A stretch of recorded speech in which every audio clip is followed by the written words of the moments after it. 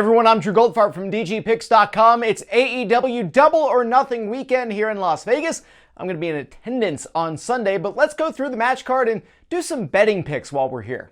Now, this should be a pretty stacked card, and we're not going to go through every single match that is on this card for Sunday's pay-per-view, but let's pick a few out, go over what the betting odds are available at some of the sports books, not usually your traditional ones, and see what we think is going to happen on Sunday's show. Jon Moxley, Konosuke Takeshita are going head-to-head in an IWGP Heavyweight Championship Eliminator match. At the sportsbooks, Jon Moxley a minus 250 favorite, Takeshita plus 170 to pick up the upset win. I got to go with Mox on this one. He's always, this is going to be an entertaining, hard-hitting matchup. I would bet the over on whether or not anybody bleeds in this match because it is Jon Moxley. It is in Las Vegas. It's going to be interesting to see what he does in a singles match because he has been in the Anarchy in the Arena match the last couple times that this show has come to Vegas. Adam Copeland defending his TNT Championship against Malakai Black in a barbed wire steel cage match. Now, Copeland a minus 325 favorite to retain his title, Malakai Black plus 215 to pick up the win in this match. We saw this week on Dynamite, we had, are we calling it a brood bath? The viscous red liquid that poured down from the rafters of the arena and just really covered Malakai Black in the ring.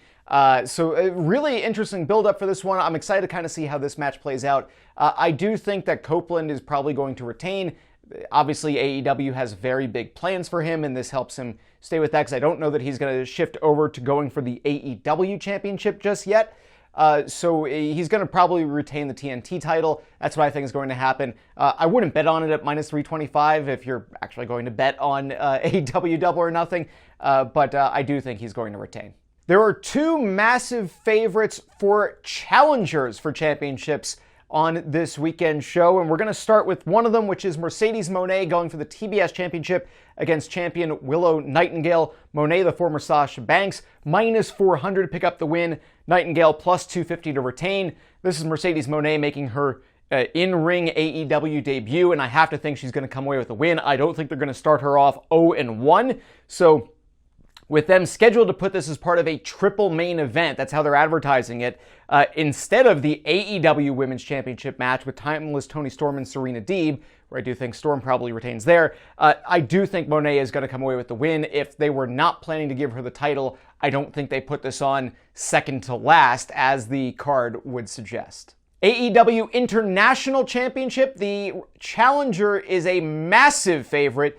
Will Osprey, minus 1,000 to come away with the win and the title. Roddy Strong, plus 550 to successfully retain. That means you'd have to bet $10 to win $1 on Osprey taking home the gold. I do think that's what's going to happen. This is the match I'm probably the most excited about. Osprey was a guy that I first saw wrestle 2018 WrestleMania weekend in New Orleans and was just so impressed with his physical ability and the talent that he has. So I'm very curious to see what he could do in a championship match. Obviously, what I was seeing him in 2018 in person was just going to be kind of, it's WrestleMania weekend. It's showcase material. This is going to be interesting to see what he does here. I'd love to see Osprey as a champion in AEW and kind of see how they can build him to get him moving on to that next level.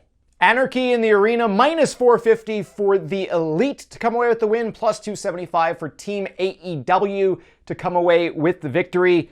Anarchy in the Arena, I've been to the last two Double or Nothings at T-Mobile Arena in Vegas. Anarchy in the Arena has easily been my favorite thing on both shows.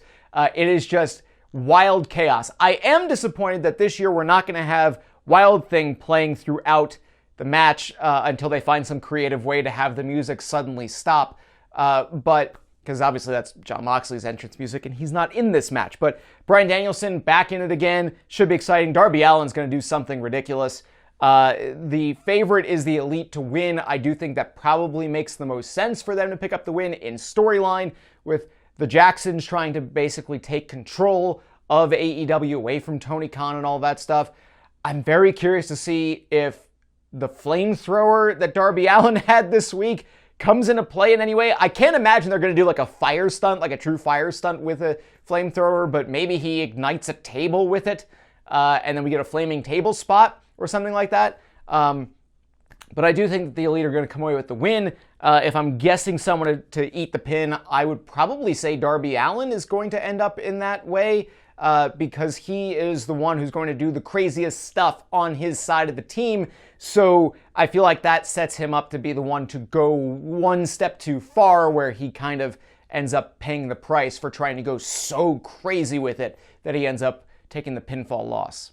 Wrap it up with the AEW World Championship. Swerve Strickland, a minus 1,500 favorite to retain against Christian Cage, a plus 600 moneyline underdog to pick up the win in this match. I do think that they want to have Swerve have a longer title reign than what it would be now. Christian Cage coming off of a very entertaining TNT championship run. I think that he is a great character. I don't know that he needs a title. I do think it would be really interesting to see him with the championship. If Swerve was deeper into his championship run, I would say that this is where Christian could probably win the title. And then maybe you have Adam Copeland also lose his belt. So this way that you could have Malakai Black and Christian Cage as champions, and then Copeland could go after Christian. I know that they just wrapped their stuff up, but I feel like if Adam Copeland is going to have an AEW championship run to close out his career, it's probably going to come at Christian Cage's expense. Unless they end up teaming together for a tag run at some point. But I do think that, like with the women's match, like I mentioned, Timeless Toni Storm a minus 700 to retain her title against Serena Deeb, a plus 400 underdog. I do think Swerve at minus 1,500 is probably going to retain. As I've said before with other sports bets, if you're talking about having to lay $15 to win $1, like minus 1,500 on Swerve Strickland to retain here, don't do that bet. If you wanted to like parlay it with Storm and Copeland to retain, like that would then make sense, because in theory, if that's being offered somewhere, you could then probably get about an even money wager on that, and maybe then that's worth some fun. But I do think Swerve is going to end up winning. And that is my preview for AEW Double or Nothing 2024, the 5th anniversary of the debut inaugural show that was held at the same venue that this year's event is going to happen at. That is the MGM Grand Garden Arena. I will be there. I'm super excited. I'm trying to decide if I should wear my Orange Cassidy shirt or my Will Osprey shirt for this one. Not sure. Maybe I'll dig in the closet and find something else. But we will see you on Sunday if you are there. Enjoy the show if you're just watching it at home, or if you're in attendance, and check it out. Make sure you begin your free 7-day trial, dgpicks.com, patreon.com/Drew Goldfarb, where I've got betting picks, tips, and analysis going live throughout the week, throughout the month, throughout the year, including sometimes some fun stuff like talking about some pro wrestling.